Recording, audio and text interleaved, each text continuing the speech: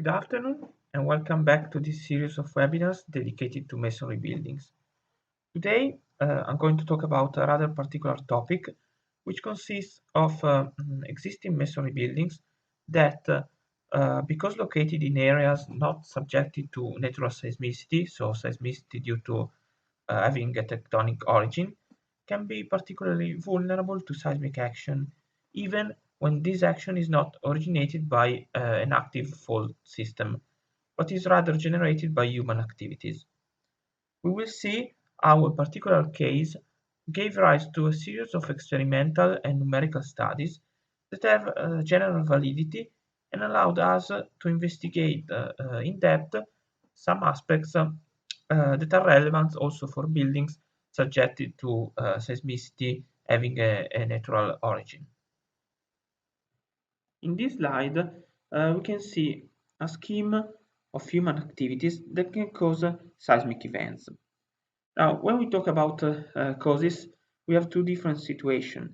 We can talk about seismic events that are literally induced by human activities, for example, related to the extraction of hydrocarbons from the subsoil, and which can cause earthquakes where normally no fault system capable of generating earthquakes are present. On the other side, we can have cases in which human activities create the condition for a natural earthquake to develop in an already existing fault system. Here you can see some example of possible causes. First, we have the extraction of hydrocarbons, which are stored in the subsoil. Now, in this case, the extraction alters somehow the equilibrium condition present in the soil layers, and that can cause internal collapses, wave propagation, and therefore earthquakes. Shale gas exploitation is another example, and the mechanism of formation of earthquakes is quite similar to the one of extraction of hydrocarbons. Another possible cause is the exploitation of geothermal energy.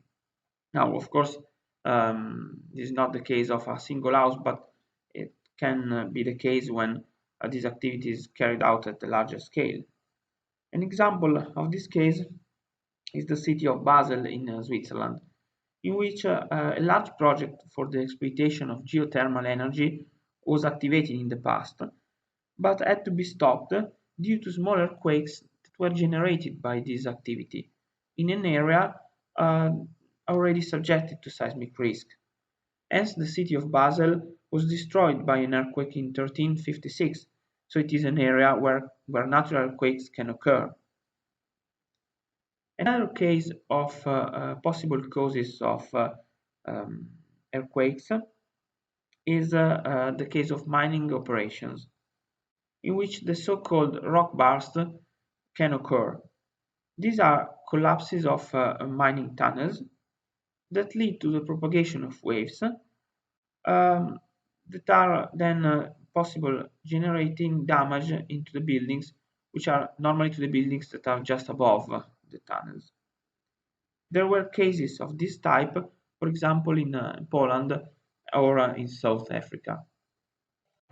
An emblematic case is the seismic activity in the central and eastern United States, in particular in the states of Oklahoma and Kansas, where seismic activities anomalous with respect to the historical trend occurred starting from 2009 and gradually becoming more intense, also causing earthquakes with a magnitude of around 5.8, so not negligible, in areas where no seismic or at least very limited seismic activity was present both in the number and also in the intensity of the earthquakes. The case we are focusing on today is the case of the area around the city of Groningen in the Netherlands. As you may know, in the north of the Groningen province, there's the largest underground gas field that we have in Western Europe. It is a large field and it's also, of course, an important economic resource for the Netherlands, which have based part of their economy on the extraction and sales of gas. But it's also a resource for Europe. For example, you have to remember that the pipeline, that is the gas pipeline that is coming to northern Italy, is arriving directly from this field.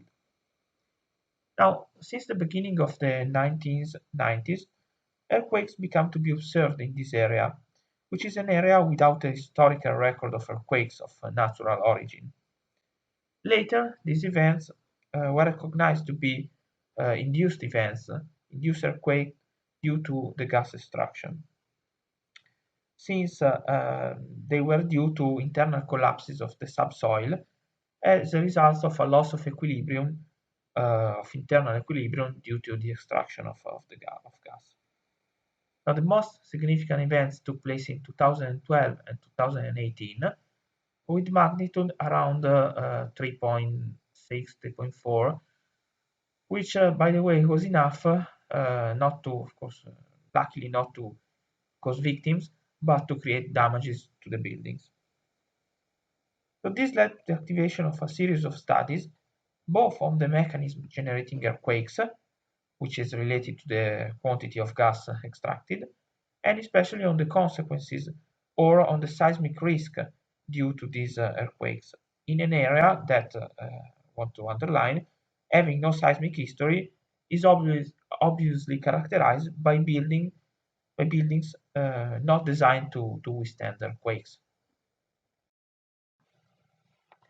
Now, this area is poorly developed from an economic point of view, except from this underground wealth that was exploited to gain a certain level of prosperity. Buildings in the areas are mostly made of masonry buildings. Hence, masonry buildings are representing around the 90% of the building stock, the residential building stock in the area. And this holds for both for oldest buildings, typically made of brick masonry, but also for modern constructions, in which maybe other technologies are used, but we will talk about later about them. But again, they still are masonry buildings. Buildings in the area are obviously designed for vertical loads. Sometimes they can have problems related to settlement of the foundation because they are located on a few meters above the sea level on layers of sand. Whereas regarding the horizontal actions, they are calculated only for wind actions. The characteristic of this construction is obviously that they are not designed to withstand earthquakes, and therefore the first question that we would like to answer, we wanted to answer, is what is their seismic behavior? You can see also that this structure have architectural features that are peculiar with respect to, for example, the buildings that we have in Italy, because they are characterized by a large amount of openings, as you can see. Furthermore, there is no history of observed damage. There are only small damages due to the first events. So the question is, which damage mechanism can take place in these buildings, and also which can be the consequences, the victims in case of collapses of these buildings. I want to underline, before going on, that these earthquakes are related to gas extraction. Therefore, one can think, okay, if I'm stopping the gas extraction, everything will come back, will become okay. But actually, this is a process that in reality would go on for a few years, even in case of stopping the gas extractions. To face this situation, the company in charge of the extraction of gas in the area decided to activate a large research project to try to answer the question that I was posing before. It involved, among the others, also the Eucentre Foundation of Pavia.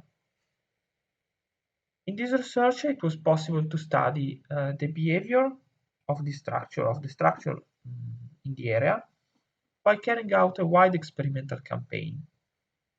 Now, the research started with the study of the structural features of the building in the area, and then continued with some in situ tests.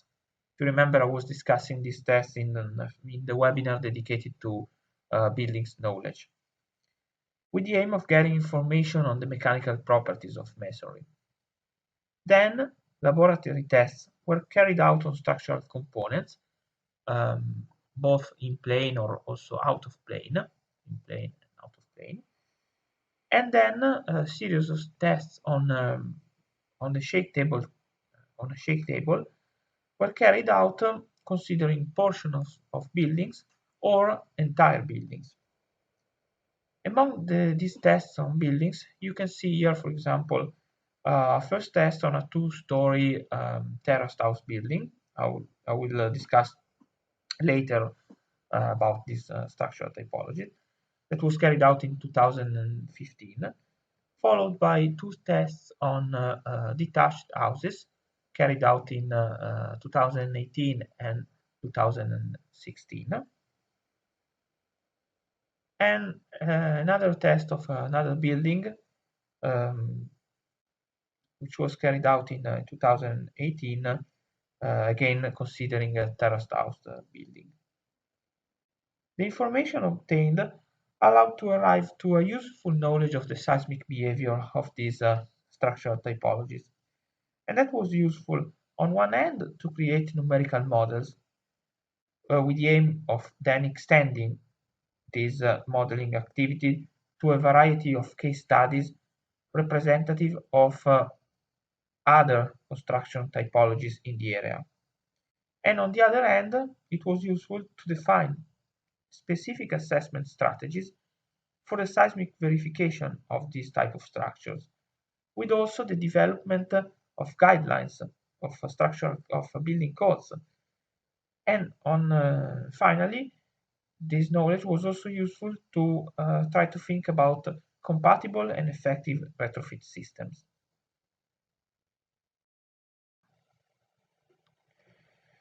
This obviously required to reproduce during the construction phase of the prototypes in the lab all those characteristics of these characteristics and structural details that can be found in the buildings in the area. For example, so it was first necessary to do a research on the characteristics and construction details and the materials that are used in the area. Then it was necessary to reproduce the mechanical properties of the buildings. For example, a mortar with a composition designed to take into account a certain level of damage was adopted in the specimen built in the laboratory. Furthermore, to avoid doubt that the construction reproduced in the laboratory were in some way affected by the better or at least different workmanship of the Italian masons, we decided to call Dutch masons to build the specimen in the lab. Together with tests on structural elements and buildings, a series of ancillary and mechanical characterization tests were also carried out on the component of the masonry assemblage. For example, tests were carried out on mortars, on bricks, and on small masonry assemblies subjected to in-plane and out-of-plane loads. In particular, compressive tests were carried out to determine the compressive strength.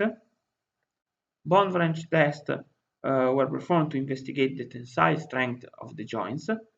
Triplet tests were performed to investigate the in-plane shear strength of the joints. And finally, also tests were performed to investigate the torsional shear strength of the bed joints. Now, this represented a series of comprehensive and in some cases also original tests. This complete mechanical characterization was also useful to develop numerical models that were based on the properties that you can find the real properties, the real material properties coming from the test, and also models capable of taking into account the variation of these mechanical properties. Here you can see the test on a wall building belonging to the detached house typology that was carried out at the LNEC laboratory in Lisbon. Here, as you saw, the problem was not really the global in-plane response of the construction, but was more represented by the local response of some elements. For example, related to the very flexible roof and gable walls system, which is amplified, whose response is amplified due to the amplification of the ground motion along the height of the building. Another problem that we wanted to study with this test is the behavior of non-structural elements, such as the chimneys, which are among the most vulnerable elements of these constructions, and also, whose response is also worsened by the amplification of motion. Regarding the global response associated with the in-plane mechanism, you should note that the behavior of masonry walls tends to be a behavior of rocking with the formation of roughly horizontal cracks at the ends of the piers, rather than damage due to shear.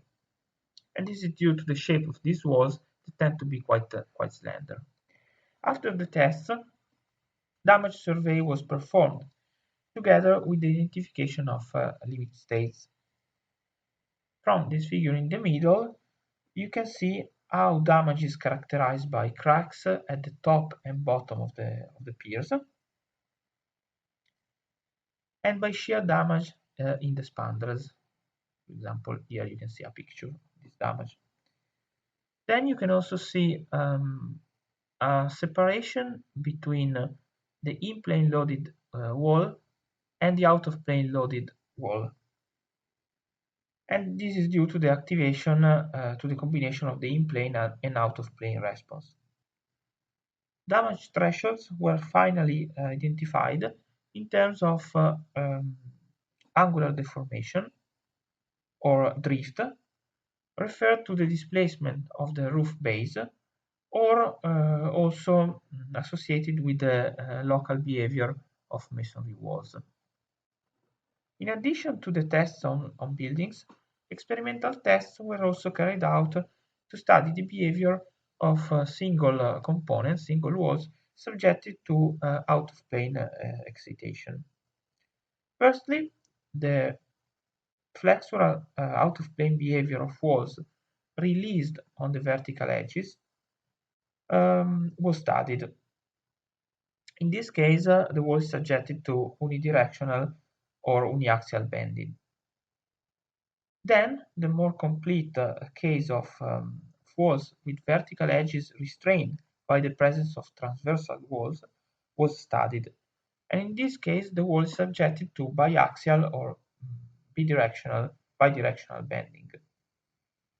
These tests were useful especially to calibrate numerical models to foresee the behavior of entire buildings, combining the vulnerability to global in-plane mechanism with the vulnerability to local out-of-plane mechanism, and possibly also to study the behavior of some non-structural elements, such as chimneys or parapets, that are characterized by out-of-plane response. Here you can see some of the results of these tests. For example, in this first figure, you can see the result of uniaxial bending test. You can see how the envelope of the cyclic force displacement curve is well approximated by bilinear or trilinear behaviors, which are the models and the laws that were that are commonly used also in code-based safety checks. So the models of the nonlinear kinematic analysis that are characterized by a decrease of the shear of the force with the increase of displacement due to the p delta effect, to the second order effect of masonry. Now, in case of bidirectional bending, greater energy dissipation is evident from the test. This is due to the fact that in regular brick masonry, in order to open cracks activating the out-of-plane response, there must be displacement and rotation inside the mortar joints. There are therefore friction phenomena which are responsible for this dissipation, for this large dissipation of energy. Now, this is a single degree of freedom numerical models that was developed at the University of Pavia, able to capture the behavior of a structure characterized by out-of-plane behavior. The model is able to reproduce the observed experimental behavior after an appropriate calibration of some parameters, which however are quite limited in number. Hence, it is necessary to specify as input the geometric and the mass properties, which by the way are known parameters, and it is necessary to calibrate the coefficient related to the dissipation of energy. Now, this can be done essentially in two ways. Firstly, through the so-called coefficient of restitution, which is a parameter controlling the energy returned after a collision um, and the one dissipated during the same collision. Or as an alternative, the equivalent viscous damping can be used. Now, once the energy dissipation is somehow calibrated, even with such a simple model, it is possible to capture the experimental response. As you can see here from these plots, in which the red curve is the numerical response, which is very similar to the black curve, which is the experimental response of the walls tested. The most common and vulnerable building typology in the area is represented by terraced houses that I was also mentioning before. These are blocks of typically 4 units, mainly made with a wall typology characterized by cavity walls, which is made by 2 leaves of masonry with a cavity inside. Normally, the external leaf serves as cladding and protection for atmospheric agents, whereas the internal leaf has the role of carrying vertical loads. The internal cavity serves as insulation against thermal actions and actions of wind and rain acting on the external leaf.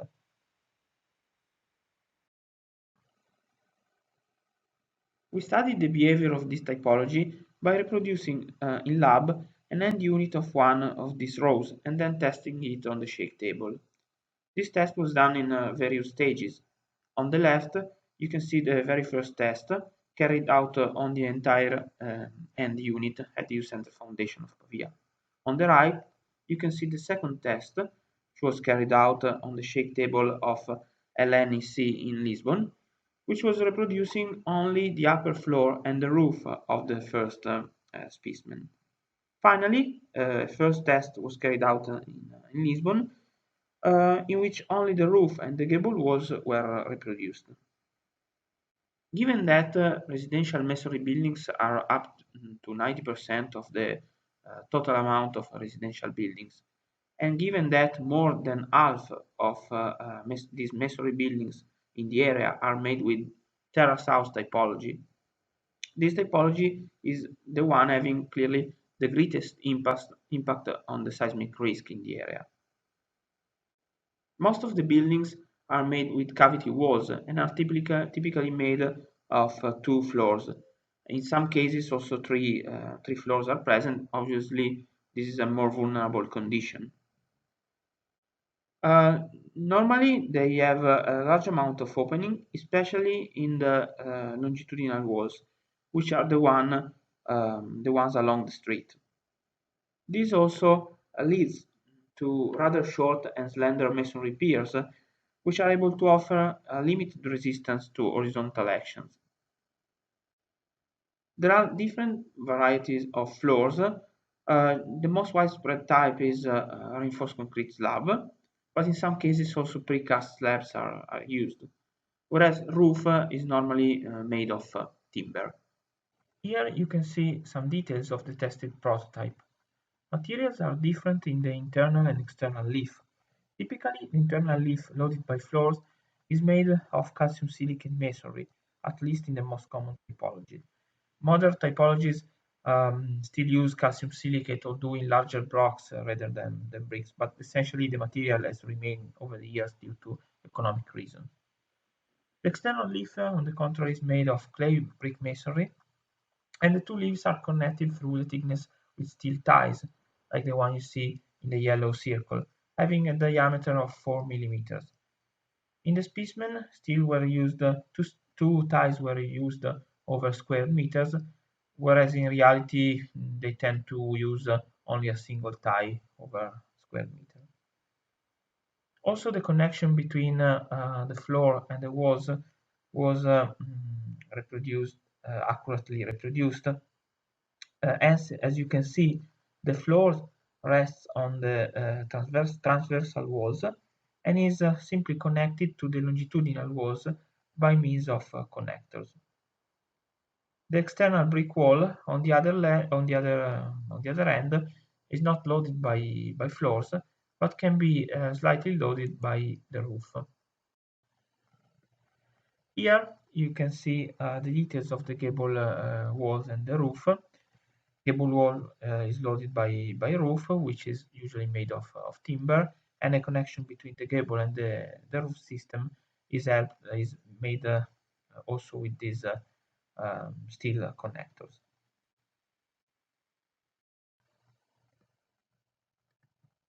Here you can see the experimental tests, and you can appreciate that also with an earthquake even stronger than those reasonably expected in the area due to induced seismicity, there are actually no collapses in this building. However, there is a widespread damage. In-plane loaded piers are hence characterized by a predominantly flexural behavior with horizontal cracks, whereas transversal walls are characterized by significant cracks related to the activation of out-of-plane mechanism. And in-plane loaded spandrels have shear damage, both in the internal and also external leaf. Here you can see more images of the damage in the calcium silicate leaf.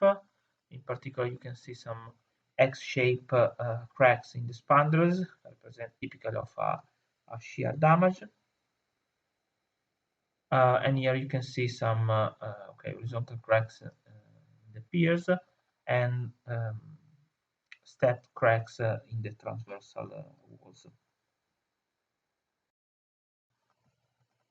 Here you can see other images in the clay leaf of cracks in the clay leaf, particularly again X-shaped cracks in the spandrels, and also vertical cracks at the edges of the spandrel.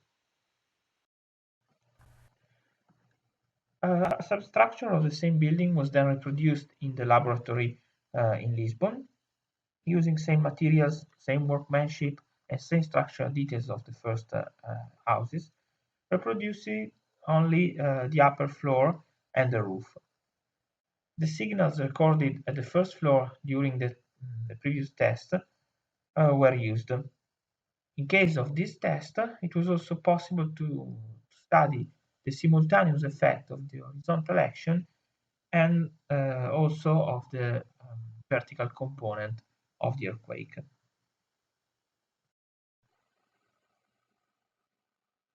Here you can see the test.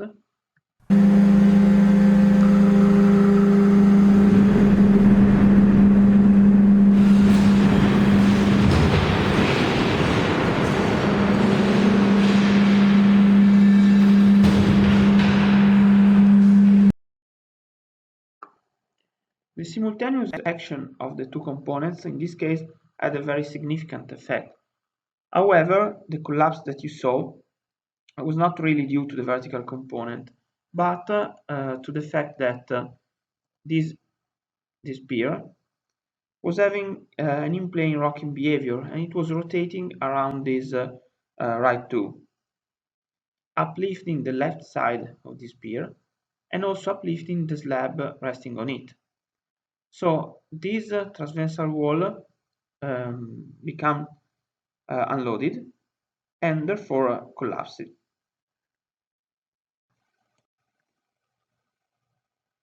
Here you can see the damage observed in collapse condition. Particularly you can see the horizontal cracks of this pier that was having flexural behavior characterized by rocking, and you can see the out-of-plane collapse of this transversal wall.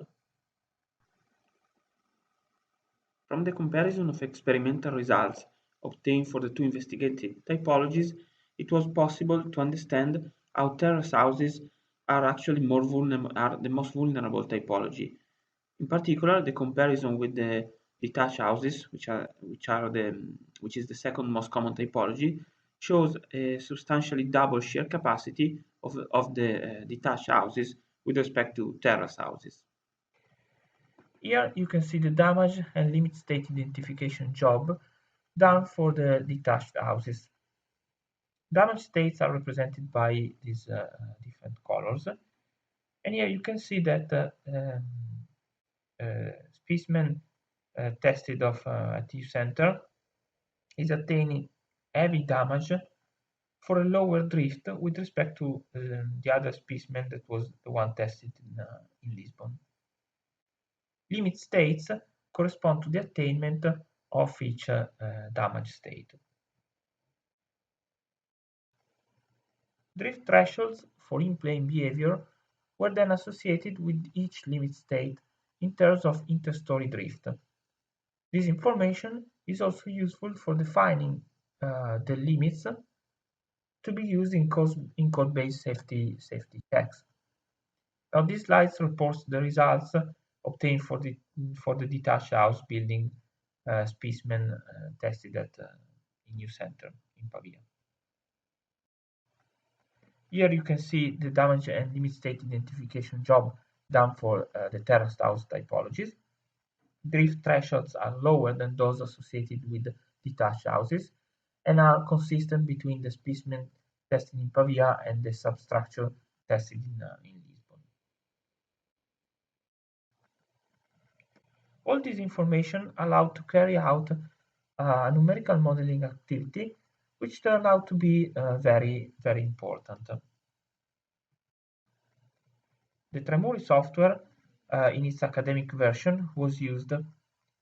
Firstly, a model of the terraced house specimen tested at Eucentre was developed, including some peculiar features to capture the behavior observed experimentally, but always respecting the equivalent frame modeling philosophy and using mechanics-based macroelements.